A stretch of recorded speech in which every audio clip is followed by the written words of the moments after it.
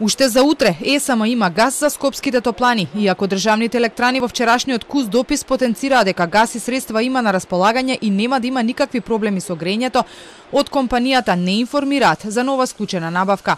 Во меѓувреме ЕСМ не доби дозвола од Министерството за животна средина да користи ниту дизел, ниту мазут, затоа што на пазарот газот е достапен, а топланите немаат соодветни филтри.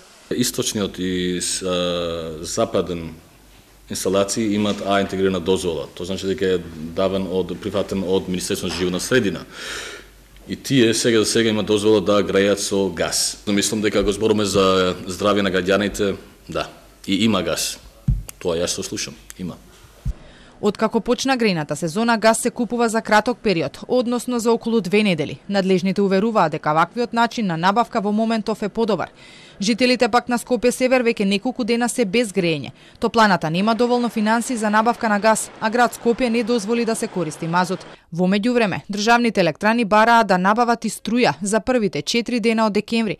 Ги прашавме во ЕСМ за кого се прават овие набавки, како се одвива процесот, затоа што постојано во набавките се споменуваат едни исти имиња на фирми, но одговорот таму до овој момент нема.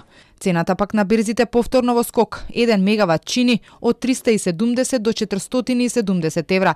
Со ваквите цени се поставува прашањето дали и натаму е поисплатливо да се купува наместо да се направи обид да се вклучи ТЕЦ Неготино, кој поради дефект се уште е надвор од мрежата, а тврдењата се дека следниот месец оваа централа ќе биде повторно во функција.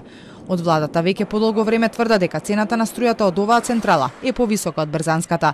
Пред неколку дена директорот на ЕСМ Ковачевски рече дека за набавка на струја за следниот месец ќе бидат потрошени 25 милиони евра. Во ноември пак се потрошија, речиси, 20 милиони евра.